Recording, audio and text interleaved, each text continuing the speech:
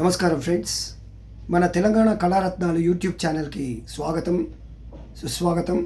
ఈరోజు మన కళాకారుల పరిచయంలో భాగంగా ఒక మంచి theatre personality and theatre programmes organiser, పౌరాణిక డ్రామాలో ఒక వినూత్న ఒరవడితో దాదాపుగా కొన్ని సంవత్సరాల నుంచి కూడా ఖమ్మం జిల్లాలో ఒక మంచి నాటక ప్రయోక్తగా నాటకాలు వేయించే ఒక పరిషత్తు, వీరు ఎంతో కళాకారుల కోసం ఎంతో సేవ చేస్తున్నటువంటి శ్రీ వారి మాటల్లో వారి కళా ప్రయాణం గురించి వారిని అడిగి తెలుసుకుందాం. నమస్కారం సార్. నా పేరు అన్నాబత్తుల సుబ్రహ్మణ్య కుమార్. మాది ఖమ్మం నగరం. ఖమ్మంలో నేను 1979 నుంచి సుమారు 2000 సంవత్సరం దాకా కూడా అనేక వందల నాటికలు వేయటం జరిగింది. కాలేజీ రోజుల్లో కానీ బయట కానీ. ఆ రోజుల్లో ప్రభుత్వం నంది నాటకోత్సవాలు నిర్వహించేది, ఖమ్మంలో కూడా నిర్వహించారు. అందులో కానీ అనేకమైనటువంటి నాటకాలు నటించడం జరిగింది. ఇప్పుడు ప్రస్తుతం నేను ప్రజానాట్య మండలి ఖమ్మం జిల్లా అధ్యక్షుడిగా 17 సంవత్సరాలు పనిచేస్తూ ఉన్నాను.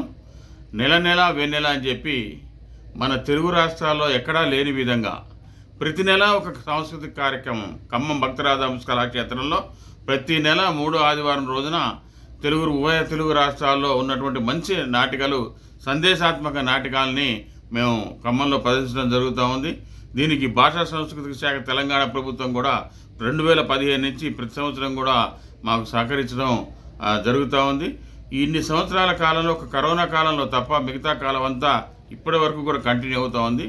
లాస్ట్ ఇయర్ ఆగస్టులో మాది వార్షికోత్సవం, 7వ వార్షికోత్సవం జరిగింది. ఆ వార్షికోత్సవం సందర్భంగా ప్రతి నెల కార్యక్రమమే కాకుండా మనం ఒక 3 రోజుల పాటు పరిషత్తు నిర్వహించాలి పోటీలు అని చెప్పి మేము ఆగస్టు 9, 10, 11, 24వ సంవత్సరంలో ఖమ్మం భక్తరామదాస్ కళాక్షేత్రంలో 9 నాటికల్ని పరిషత్తు పెడతాం జరిగింది. ఆ కార్యక్రమం కూడా చాలా అద్భుతంగా జరిగింది. ఇంతకాల ప్రయాణంలో మాకు అనేక మంది రాజకీయ నాయకులు, సినీ నటులు కూడా సహకరించారు. పరుచూరి గోపాలకృష్ణ గారు, పరుచూరి వెంకటేశ్వరరావు గారు, అలాగే తనికెళ్ళ భరణి గారు, కేవి రమణాచారి గారు, తుమ్మల నాగేశ్వరరావు గారు, మరి శ్రీనివాసరెడ్డి గారు, ఇటువంటి ఎంతోమంది. వీళ్ళే కాకుండా మన తనికెళ్ళ భరణి గారితో పాటు అనేక మంది సినీ నటులు ప్రతి నెల కూడా ఆ కార్యక్రమానికి వచ్చి మమ్మల్ని ఎంతో ప్రోత్సహించారు. ఈ కార్యక్రమం చాలా విజయవంతం అవుతూ ఉంది. దీనికి కారణం మాకు బ్యాక్బోన్గా భాషా సంస్కృతి శాఖ తెలంగాణ ప్రభుత్వం కూడా ప్రతి సంవత్సరం సహకరిస్తుంటే మేము ఇంత అద్భుతమైనటువంటి కార్యక్రమాలని మేము నిర్వహించగలుగుతా ఉన్నాం. భవిష్యత్తులో కూడా దీన్ని ఇట్లాగే కొనసాగిస్తూ నాటక రంగాన్ని బతికించడం కోసం మేము ప్రయత్నం చేస్తూ ఉన్నాం. కళ కోసం కాదు, కళ ప్రజల కోసం అని నమ్మిన ప్రజానాట్య మండలి సిద్ధాంతాన్ని నుంచి వచ్చినటువంటి వాడిని నేను.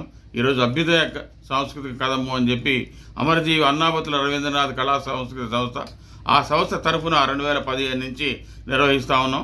మీ అందరికీ తెలుసు, అన్నాబత్తుల రవీంద్రనాథ్ మొట్టమొదట తెలంగాణ కావాలి అని చెప్పి 1969 జనవరి 8వ తారీఖు నుంచి 14 రోజుల పాటు తెలంగాణ కోసం నిప్పు కణిక రగలు చేసినటువంటి వ్యక్తి ఆయన పేరు మీద అమరజీవి అన్నాబత్తుల రవీంద్రనాథ్ కళా సాంస్కృతిక సంస్థను జరిపించి ఆ పేరు మీద ఈ కార్యక్రమాన్ని మేము కొనసాగిస్తూ ఉన్నాం. కళాకారులు అనేక ఈరోజు ఖమ్మంలో 3వ ఆదివారం వచ్చిందంటే ఆ భక్తరామదాస్ కళాక్షేత్రం నిండిపోయే పరిస్థితుంది. అంత కళారంగానికి ఖమ్మంలో ప్రాముఖ్యత ఉంది. అది ఇంకా భవిష్యత్తులో అందరి సహకారంతో కొనసాగిస్తామని తెలియజేస్తున్నాను. ఏమేమి నాటకాలు వేయించారు? మేము తెలుగు రాష్ట్రాల్లో ఉన్నటువంటి అన్ని నాటికల్లో మరికల్ లాంటి నాటికలు, అనేక ఆంధ్రాలో తెలంగాణలో జరిగే పరిషత్తుల్లో మొదటి 2-3 పరిషత్తుల్లో పోటీల్లో విజయం సాధించిన నాటకాలు అన్నింటినీ పౌరాణిక నాటకాలు. సంవత్సరంలో ఒక పౌరాణిక నాటకం అండి. ఎందుకంటే పౌరాణిక నాటకాలంటే ఈరోజు ఖర్చుతో కూడుకున్నటువంటి పని. అందుకనే మేము పౌరాణిక 11 సాంఘిక నాటకాలు, ఒక పౌరాణిక నాటకం, 12 నాటకాలు సంవత్సరంలో మేము ప్రదర్శిస్తా ఉన్నాం. మరి ఈ సంవత్సరం నుంచి ఆగస్టు 24 నేను కళాకారునండి. కొన్ని 187 నుంచి 78 నుంచి నేను 2000 సంవత్సరం దాకా నాటకాలు వేసా. కొన్ని 100 నాటకాలు వేసాను. తులసి తీర్థం, రేపేంది, మీరైతే ఏం చేస్తారు, నాగులు తిరిగే కోనలో, ఇటువంటి అనేకమైనటువంటి నాటికలు వేయటం జరిగింది. ఆ రోజుల్లో డిగ్రీ ఎస్ఆర్ఎన్ పిజేఆర్ ఖమ్మంలో చదివాను నేను.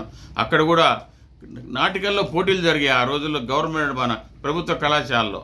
అందులో కూడా మాకు బహుమతులు వచ్చాయి. ఈరోజు అది లేకపోవడం వల్ల కూడా నాటక రంగానికి చాలా లోటు కనబడుతూ ఉంది.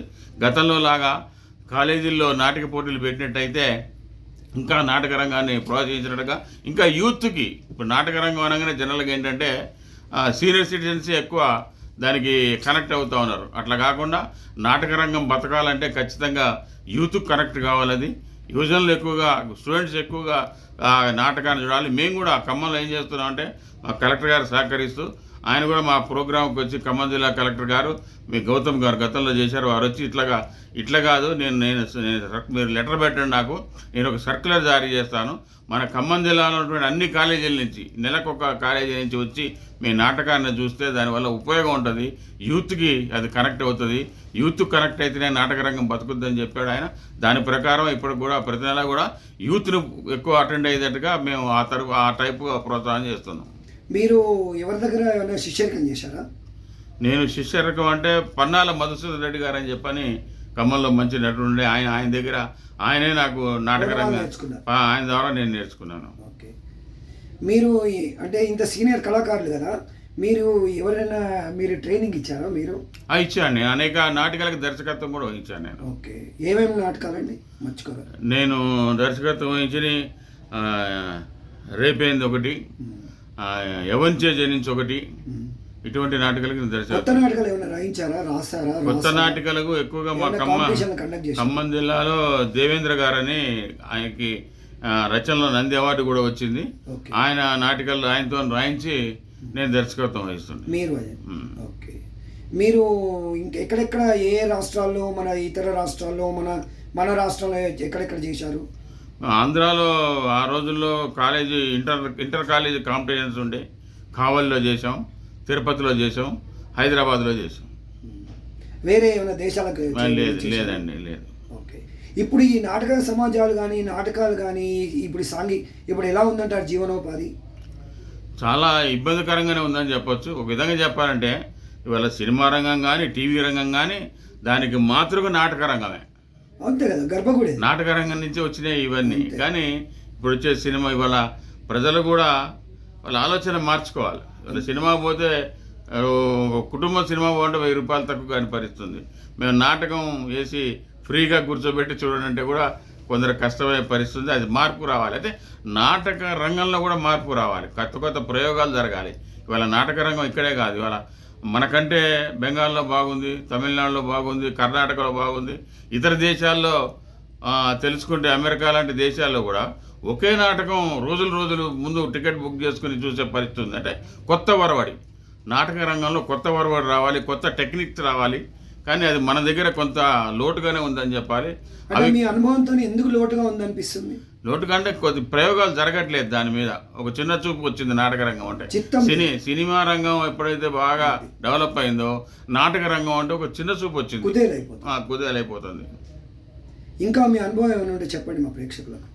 ఏమీ లేదు, నాటక రంగాన్ని ప్రజలంతా ప్రోత్సహించాలి. ఇది ఇప్పుడు ఒక మహానుభావుడు చెప్పాడు, టీవీ ఏమో ఉన్నవాళ్ళని చిన్నగా చూపిస్తుంది, సినిమా ఉన్నవాళ్ళని పెద్దగా చూపిస్తుంది, ఉన్నవాళ్ళని ఉన్నట్టుగా చూపించేది ఒక నాటక రంగమే అని చెప్పడం జరిగింది. మీకు చెడ్డ సినిమాలు ఉంటాయి, చెడ్డ సీరియల్స్ ఉంటాయి, కానీ చెడ్డ నాటిక అనేది ఉండదు. ఖచ్చితంగా ప్రతి నాటికలో ఏదో ఒకటి ఒక ప్రజలకు ఉపయోగపడే సందేశం ఉంటుంది తప్ప అందులో జుగుప్సాకరమైనటువంటి సన్నివేశాలు కానీ ఇటువంటి ఉండవు. అందుకనే నాటక రంగాన్ని ఇంకా ప్రజలందరూ రాను నా ఆలోచన ఇప్పుడు బాగా ఆంధ్రాలో కానీ తెలంగాణలో కానీ పరిషత్తులు జరుగుతున్నాయి, ప్రభుత్వాలు ప్రోత్సహిస్తున్నాయి. ఇంకా ప్రభుత్వం ప్రోత్సహించాలి. ఇంకా నాటక రంగం అంటే మా చిన్నప్పుడు అనుభవం, నంది నాటకోత్సవాన్ని ప్రభుత్వం జరపాలి, జిల్లాల్లో జరపాలి, రాష్ట్ర స్థాయిలో జరపాలా, బహుమతులు ఇవ్వాలి, వాళ్ళని ప్రోత్సహించాలా. అప్పుడే ఇంకా నాటక రంగానికి కొత్త ఉత్సాహం వస్తుందని చెప్పి. ఇప్పుడు మీరు ఒక 3 తరాల వారిని చూశారు కదా, అవును, ఇంకా 2 తరాలు ఇంకా మంచిగా మీ ఇంత స్టాండర్డ్ అంటే ఎప్పుడు కూడా టాలెంట్కి ఎప్పుడు కూడా కొదవ లేదు. టాలెంట్ను సరి అయిన రూపంలో పెట్టలేకనే ఇది ఏదైనా కరెక్ట్గా టాలెంట్ ప్రదర్శిస్తే ప్రజలు వచ్చి చూస్తున్నారు. నేను కూడా అనుభవంతో చూస్తారా, మిడిమిడి జ్ఞానంతో నాటకాలు చేస్తే అవి రాణించవు. చూస్తారు, మాకు అనుభవం కూడా ఉన్నది. అట్లా మొట్టమొదట కాదు, నేను చెప్పబోయేది అదే. ఇంకా వచ్చే ఇంకా 2 తరాలు 3 తరాలు ఈ నాటకాలు ఇంకా మనగలగాలంటే ఏం చేయాలి? ప్రభుత్వం ప్రోత్సహించాలి, ప్రధానంగా ప్రజలు కూడా పోషించాలి. ప్రజలు పోషించాలి, ప్రభుత్వం ప్రోత్సహించాలి. అట్లా ఇప్పుడు నుండి యూత్కి ఏం చెప్తాను? యూత్ తెలుసుకోవాల్సింది ఒకటేనండి, ఇవాళ సినిమాలు కానీ టీవీలు కానీ వచ్చేటువంటి లైవ్ ప్రోగ్రామ్స్ అవి కానీ ఎంత దరిద్రంగా ఉంటున్నాయి, ద్వంద్వార్థం మాటలతో జుగుప్సకరించే విధంగా ఉంటున్నాయి. కానీ నాటక రంగం అట్లుండదు. యువజనులు దీన్ని ఎత్తున వేసుకుని మోసినప్పుడే నాటక రంగం ముందుకెళ్తుంది. మా తరం తర్వాత కాస్త లోటుగానే కనబడుతుంది కొత్త తరం నాటక రంగానికి రావడానికి. దాన్ని ప్రోత్సహించాలి అంటే ప్రభుత్వం ఖచ్చితంగా పూనుకోవాలి. నేను చెప్పినట్టు కళాశాలల్లో, స్కూల్స్లో కల్చరల్ డిపార్ట్మెంట్లు పెట్టాలా, నాటక పోటీలు పెట్టాలా, జిల్లా స్థాయిలో, రాష్ట్ర స్థాయిలో నంది నాటకోత్సవాలు జరపాలా. అట్లా ప్రభుత్వం గట్టిగా పూనుకున్నట్టయితే ఖచ్చితంగా నాటక రంగానికి భవిష్యత్తు ఉంటుంది. గతంలో ఏ విధంగా అయితే ఒక సువర్ణ యుగంలాగా నాటక రంగం వెలిగిందో, సినిమా రంగం అంతా తోచుకు రాకముందు, అదే మళ్ళీ ముందు ముందు ప్రభుత్వం ప్రోత్సహించినట్టయితే వచ్చే అవకాశం ఉంది. మీకు ఏమేమి రివార్డ్స్ వచ్చాయి మాస్టర్? నాకు అప్పుడు ప్రభుత్వం నిర్వహించిన నంది నాటకోత్సవాల్లో ఉత్తమ సహాయ నటుడు అవార్డు వచ్చింది. ఇంకేమైనా వేరే గంట పేరు ఉండాలి అటువంటి ఏం లేవండి. మీరు మీ టెలిఫోన్ నెంబర్ ఇస్తారా మా ప్రేక్షకులకు? తప్పకుండా. 9000438655. మళ్ళీ ఒకసారి 9000438655. నేను ఖమ్మంలో ఉంటాను.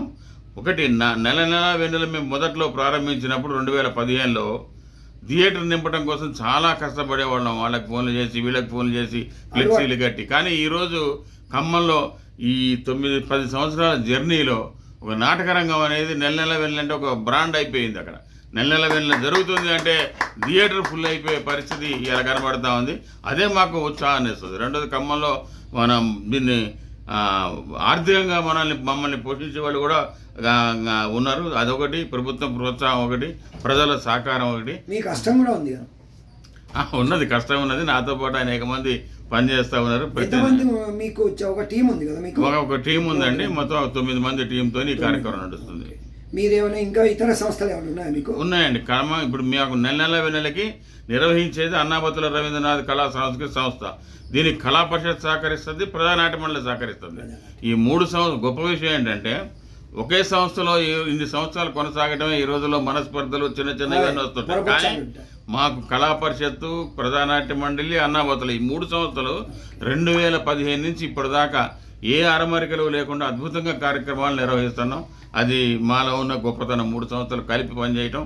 అటు కళా పరిషత్ అధ్యక్షుడు ఖమ్మం లెజెండ్ ఆయన కళారంగానికి వివి అప్పారావు గారు కానీ, నాగబత్తిన రవి గారు కానీ, వాళ్ళు కూడా మమ్మల్ని నమ్మి ఆర్థికంగా చాలా సహకరిస్తూ ఉంటారు. ప్రజానాట్య మండలి కార్యకర్తలు ప్రతి నెల వెన్నెలకి 10-15 మంది ఆ రోజు మొత్తం పూర్తిగా వాళ్ళు పనిచేసి వాళ్ళు సహకరిస్తారు. నిర్వహణ మాత్రం అన్నాబత్తుల రవీంద్రనాథ్ కళా సంస్కృతి సంస్థ. ఆర్థికంగా మిమ్మల్ని ఇంకా ప్రజలు, ప్రభుత్వాలు ఆదుకోవాలని నేను అభిలషిస్తూ, మీరు కూడా ఈ ఏజ్లో కూడా మీరు ఇంకా కష్టపడి ఆరోగ్యంగా ఉండాలని కోరుకుంటూ, భగవంతుడు మీకు అన్నీ మంచిగా చేయాలని నేను కోరుకుంటూ, మా ఛానల్ గురించి మీ అభిప్రాయం చెప్పండి. ధన్యవాదాలండి. ఒక విధంగా చెప్పాలంటే మీది ఒక అద్భుతమైనటువంటి ప్రయత్నం. ఈ ప్రయత్నం ఇంతవరకు నేను ఎవరు చేయగా చూడలేదు, వినలేదు. ఎందుకంటే అనేక మంది తెలుగు రాష్ట్రాల్లో, సరే ఇప్పుడంటే విడిపోయాం, తెలుగు రాష్ట్రాల్లో అనేక మంది మరుగుపడిపోయినటువంటి కళాకారులు ఉన్నారు. వాళ్ళ గురించి ఒకళ్ళకొకళ్ళకి తెలియని పరిస్థితి ఉంది. కానీ మీ ఛానల్ ద్వారా అందరినీ ఒక చోటికి పోగు చేయడం, ఇట్లాగా వాళ్ళ ఇంటర్వ్యూ తీసుకోవడం చాలా గొప్ప విషయం. మీ అందరికీ మీకు ప్రత్యేక అభినందనలు తెలియజేస్తున్నాను. Thank you master. నమస్కారం. ధన్యవాదాలండి. ఫ్రెండ్స్, మంచి సీనియర్ కళాకారులు, నాటక ప్రయోక్త, నాటకాల ఆర్గనైజర్, మంచి సంస్థ చైర్మన్ అండ్ ప్రెసిడెంట్గా వారు ఎంతో సొసైటీలో చాలా మంచి పేరు ప్రఖ్యాతలు గాంచారు. వారిని మనకు టైం ఇచ్చి మనకి ఇంటర్వ్యూ ఇచ్చినందుకు వారికి శతదా నమస్కారాలు. And thank you very much.